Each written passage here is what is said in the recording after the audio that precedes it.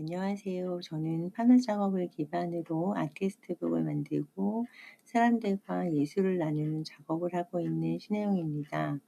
현재 저는 예술이 삶의 곁에 머무르며 함께하는 동반자가 될 수 있다고 믿고 컴패니언 아트, 즉 반려예술에 대해 연구하고 실천하고 있습니다. 현대의 시각예술은 단순히 보는 것에 머무르지 않고 우리 감각과 지각을 일깨우고 우리 자신에게 수많은 질문을 던지게 합니다.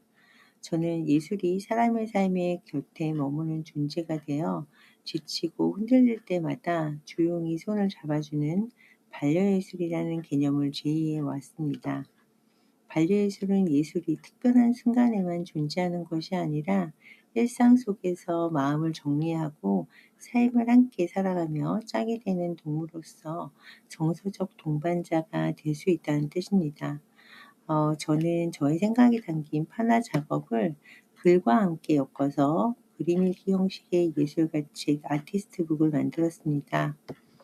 모두가 힘들었던 코로나 시기 예술가로서 사회적으로 고립된 사람들의 마음과 마음을 예술이 어떻게 연결할 수 있을까 고민을 했습니다. 김포문화재단 보고곳 작은미술관에서 이 책을 처음 제작을 하게 되었는데요. 그 지역 주민들과 나눔을 시작으로 해서 파주 시민 제안 우수 프로그램, 송파문화재단, 강남복지기관, 문화체육관광부에서 주최한 동장 마음 연결 사업과 문화로 사회연대와 같은 다양한 프로그램을 연계한 그 예술 프로젝트 마음씨 프로젝트 시리즈를 실천해 왔습니다. 이것을 통해서 예술이 개인의 회복과 공동체 연결에 기여할 수 있음을 확인했고 반려예술의 가능성을 연구하고 실천해 가고 있습니다. 조지프 콘레드는 예술 작품이 우리 존재의 깊은 곳에 호소하는 이유에 대해서 그것이 단순한 인간의 노력으로 이루어진 성취라기보다는 우리에게 주어진 하나의 선물과 같기 때문에 오래 지속된다고 이야기했습니다. 예술과 인간 문화의 관계를 탐구한 루이스 하이드는 그의 저서 선물에서 예술가란 재능이라는 선물을 받은 존재이자 그것을 다시 세상과 사람들에게 건네는 사람이라고 설명을 합니다. 이러한 관점에서 보면 예술은 단순히 아름다운 무언가를 만들어내는 행위를 넘어서고 예술은 사람과 사람, 사이를 연결하는 힘이자 서로의 마음을 이해하게 만드는 하나의 통로라고 할 수 있겠습니다. 우리는 한 편의 소설을 읽으며 전혀 알지 못했던 누군가의 삶을 이해하게 되기도 하고 한 곡의 음악을 통해서 깊은 위로를 경험하기도 합니다. 또 어떤 그림 한 점 앞에서는 말로는 설명하기 어려운 감정과 마주하기도 하는데요. 예술은 타인의 내면이 나의 마음 안으로 들어오는 경험이라고 할 수 있습니다. 여러분도 살아가면서 어떤 작품 하나가 오래도록 마음에 남았던 경험이 있으실 거예요. 힘든 시기에 우연히 들었던 노래 한 곡이 다시 살아갈 힘이 되어주기도 하고 한 편의 영화나 그림이 자신을 돌아보게 만들기도 하는데요. 이처럼 예술은 단순한 감상의 대상이 아니라 우리의 삶과 감정을 움직이는 힘을 가지고 있습니다. 오늘 이 자리에서 잠시 여러분의 삶 속에서 오래 기억에 남거나 마음을 움직였던 예술 작품이 있었는지 한번 떠올려 보시면 어떨까요? 예술이란 무언가에 대해서 정확한 정의를 내리기는 어렵지만 현대 예술에서 예술은 단순한 표현을 넘어 예술가가 시대적 문제를 사유하고 탐구하며 새로운 가능성을 만들어가는 하나의 방법이 될 수 있다고 생각을 합니다. 그런 의미에서 예술은 오늘날 우리 사회에 꼭 필요한 영역 가운데 하나라고 볼 수 있습니다. 저는 예술가로서 동시대를 함께 살아가며 빠르게 변화하는 오늘의 사회 속에서 외로움과 고립으로 고통받거나 삶의 의지를 잃어가는 사람들을 보면서 예술가로서 나는 어떤 역할과 의미를 가질 수 있을지에 대해서 깊이 고민해 왔습니다. 점차 개인화되어 가는 사회 속에서 힘든 삶을 살아가는 인간에게는 서로 소통하고 의지하며 삶의 힘을 얻을 수 있는 동반자적인 존재가 필요하다고 생각하는데요. 이러한 문제의식을 바탕으로 저는 기존의 반려존재 개념을 예술의 영역으로 확장한 반려예술이라는 개념을 제안하였습니다. 저는 판화의 확장성과 고유성을 바탕으로 예술이 인간의 삶 속에서 함께 머물면서 그 위로와 소통, 관계의 가능성을 만들어내는 삶의 동반자가 될 수 있는지 연구하고 실천해 가고 있습니다. 의사가 의술을 통해서 사람의 생명을 돌보듯 포스트 휴먼 시대에는 눈에 보이지 않는 인간의 마음을 돌보는 일이 더욱 중요해지고 있다고 생각합니다. 마음을 돌보는 방법은 다양하지만 그중에서도 예술은 인간의 마음을 움직이고 공동체 안에서 사람들을 연결하며 또 다른 방식의 돌봄을 실천하고 있는 힘을 가지고 있습니다. 저는 이러한 그 믿음을 바탕으로 해서 다양한 프로젝트를 통해 실천적 예술의 가능성을 계속해서 탐구하고 있는데요. 지금 보시는 책은 오늘 강의의 주제이자 제가 반려예술의 실천 가능성을 연구하며 제작한 예술가의 책 우리들의 그림 읽기 1-2입니다. 이 작업은 저의 판화 작업과 작업 이전의 드로잉 과정에서 기록한 글들을 엮어 누구나 자유롭게 사용할 수 있는 그림 읽기 형식으로 제작한 책입니다.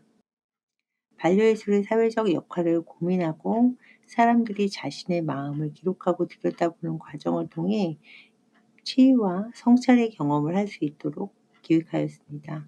이는 판화 작업을 보다 많은 대중과 소통할 수 있는 방식으로 확장하고 보다 쉽게 소장하고 경험할 수 있도록 한 예술가의 책에 대한 연구이자 실천이라고 할 수 있겠습니다. 특히 판화는 복수성을 지닌 예술 매체로 더 많은 사람들과 공유되고 상호작용할 수 있는 고유한 가능성도 가지고 있습니다. 예술가 책 우리들의 그림 읽기 1-2권은 저의 그 유년 시절의 기억을 바탕으로 한 이미지를 판화 매체로 구현했고 이를 예술가의 책이라는 형식으로 확정함으로써 예술이 개인의 기억과 감정을 넘어 타인과 연결되는 반려적 경험의 매체가 될 수 있음을 보여주고자 한 것입니다. 저는 예술이 단순한 감상의 대상에 머무는 것이 아니라 인간의 삶의 곁에 머물면서 마음을 돌보는 동반자가 될 수 있다고 믿었고 그리고 저는 이러한 가능성을 반려예술이라는 이름으로 계속해서 연구해 가고 있습니다. 이 책은 처음 코로나 시기에 문체부에서 그 문화예술을 접하기 어려운 지역에 작은 미술관을 만들어서 지역 주민들이 함께할 수 있는 프로그램과 전시 그리고 문화를 접할 수 있는 기회를 마련하는 데 있는데요. 보구곳이라는 곳이 김포에 있습니다. 그 지역은 민방위 방공호를 작은 미술관으로 만들어서 사용하고 있는 공간이자 동네 어르신들과 함께 하기 위해서 처음에 이 책을 만들게 되었습니다. 이렇게 예술가의 책을 펼치면 빠르고 바쁜 삶을 살아가는 우리들의 삶을 무겁지 않은 온기가 흐르는 따뜻한 시선으로 바라보는 저의 삶의 태도와 예술 철학이 담겨 있습니다. 그리고 관람객 참여 형식의 그림 읽기 책을 통해서 다시 관람자들과 만나 함께 참여하고 그들의 이야기를 담아내는 책입니다. 현대인들은 기술과 매체의 발달로 인해서 수많은 관계 안에서 살아가고 있는 것처럼 보이지만 역설적으로 사람을 직접 만나 내 속마음을 터놓고 이야기할 수 있는 관계 맺음과 깊은 소통은 점점 줄어들고 있습니다. 이처럼 연결되어 있는 듯 보이는 시대 속에서 최근의 외로움과 고립은 중요한 사회적인 문제로 떠오르고 있습니다. 특히 저는 판화가 지닌 힘에 주목하고 있는데요. 판화는 단 하나의 원본만 존재하는 것이 아니고 하나의 작품이 여러 사람에게 나누어질 수 있도록 그리고 또 반복적으로 확장될 수 있는 예술이라고 합니다. 저는 바로 그 복수성이 판화가 가진 가장 큰 예술적인 힘이라고 생각을 합니다. 지금까지 반려예술이 무엇인지, 그리고 제가 왜 파나를 통해서 이 작업을 이어가고 있는지에 대해서 말씀드렸습니다. 이제부터는 예술가의 책 우리들의 그림 일기를 펼쳐보면서 그 안에 담긴 이야기와 마음의 기록들을 만나보도록 하겠습니다. 예술가의 책 우리들의 그림 일기는 작가의 유년 시절의 기억을 바탕으로 한 판화 작품들을 책이라는 형태로 확장한 작업인데요. 이 책은 작가의 작품을 감상할 수 있는 작은 전시장이기도 합니다.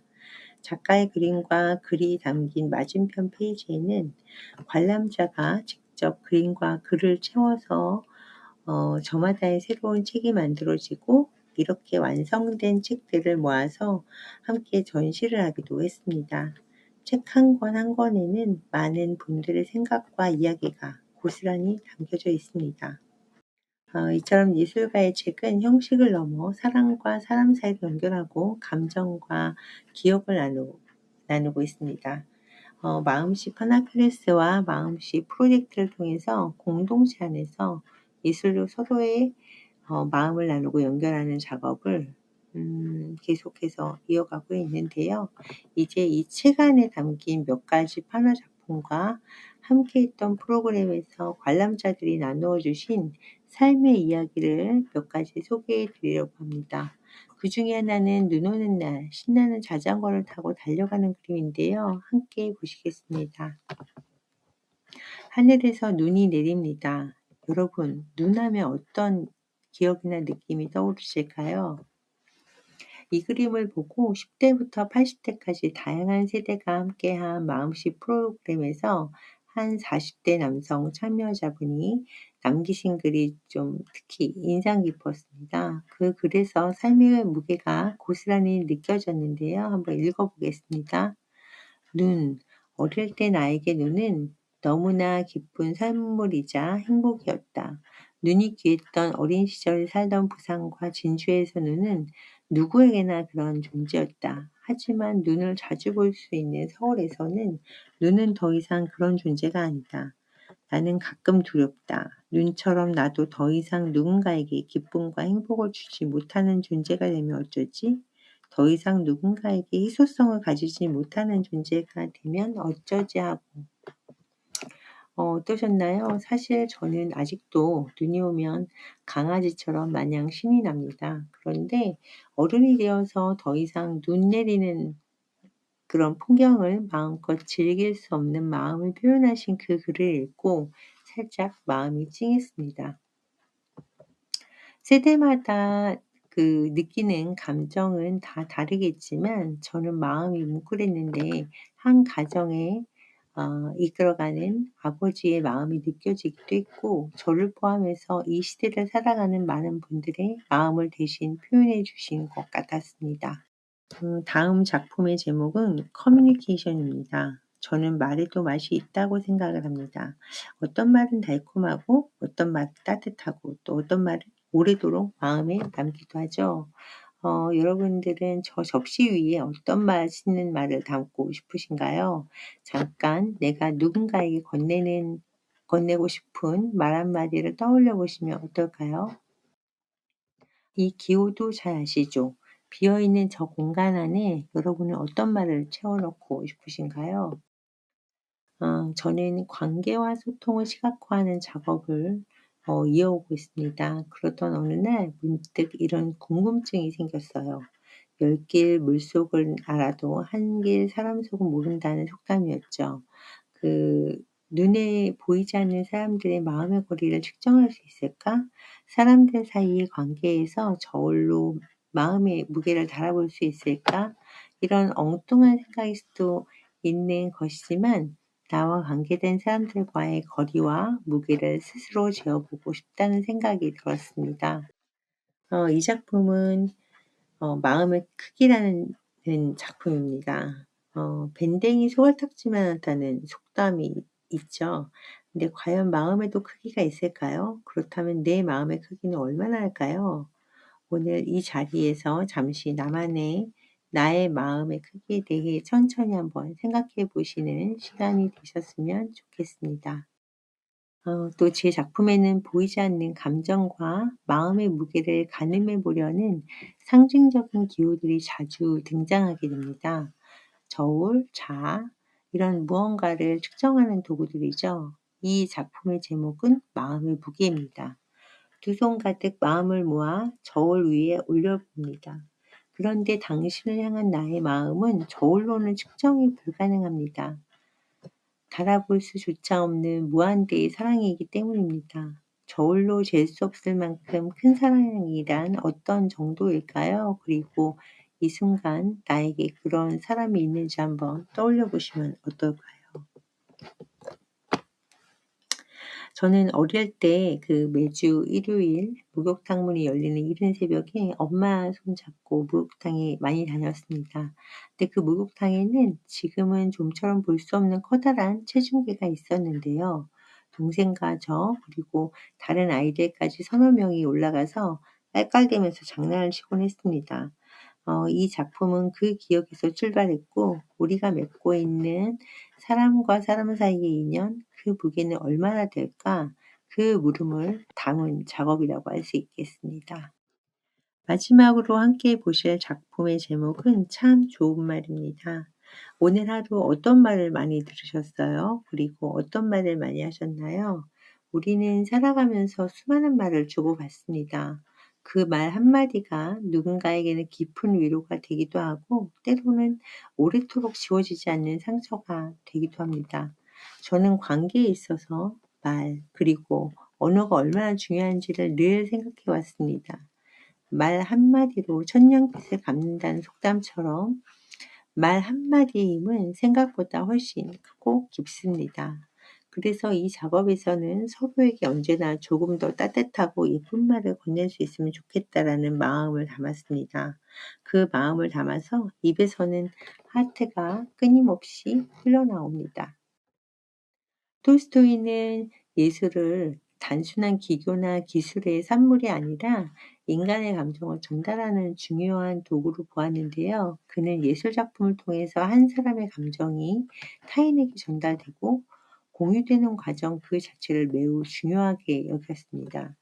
몇 년 전 우리가 겪었던 코로나는 우리 모두를 힘들게 했던 나쁜 감염이었지만 톨스토이가 말한 예술 감염은 좋은 감염입니다. 예술 작품이 사람의 감정과 생각을 다른 사람에게 전하고 그것이 공동체와 사회 전체로 따뜻하게 퍼져나가는 것이니까요. 이러한 관점은 과거뿐만이 아니라 지금 이 시대 그리고 앞으로의 사회에서도 예술이 사람의 마음을 움직이고 세상을 변화시킬 수 있는 가능성을 지니고 있음을 보여줍니다. 지금 우리에게는 바로 이 행복한 예술 감염이 필요한 시대가 아닐까요? 잘 느끼시지 못하시는 분들도 계시겠지만 최근 외로움과 고립은 사회적으로 큰 문제가 되고 있습니다. 지하철에서 외로움 안녕 120 이런 문구를 보신 적이 있으실 겁니다. 국가에서도 외로움과 고립 문제를 해결하기 위해서 다양한 노력을 기울이고 있는데요. 그러한 방법 중에서 예술은 특히 효과적인 수단이라고 할 수 있겠습니다. 이렇듯 함께 글을 쓰고 그림을 그리고 판화 작업도 함께 하면서 서로의 웃음을 나눕니다. 저 어르신의 웃음이 참 아름답지 않으세요? 저는 보기만 해도 절로 미소가 지어집니다. 너무 열심히 하고 계시죠? 작업을 하면서 함께 많은 이야기도 나누었습니다. 처음에는 쑥스러워하시던 분들도 시간이 지나면서 점점 많은 이야기를 풀어내기 시작하셨어요. 서로의 이야기에 귀 기울이는 모습입니다. 매일이 바쁘고 버겁게 느껴지는 삶 속에서 그동안 차마 말하지 못하고 표현하지 못했던 마음들을 예술가의 책과 함께 천천히 꺼내는 작업을 했습니다. 이렇게 작가의 작업으로 만들어진 예술가의 책은 또 다른 사람들의 삶과 이야기를 담아 또 하나의 인생책으로 다시 태어납니다. 똑같은 인생은 없죠. 저마다 다른 삶의 철학과 태도가 담긴 우리들의 그림 일기는 참여자에게도 작가에게도 깊은 의미와 여운을 남기는 소중한 책입니다.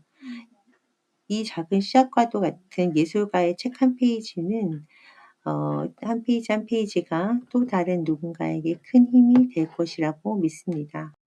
이처럼 예술가의 책은 작가의 마음에서 시작돼서 글과 그림으로 표현되었지만 참가자들의 마음 안에서 다시 완성되어 갑니다.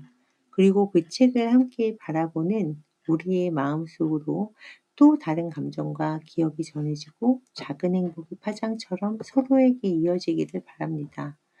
오늘 이 시간이 여러분께도 자신의 마음과 누군가의 마음을 다시 들여다보는 작은 계기가 되셨기를 바랍니다. 감사합니다.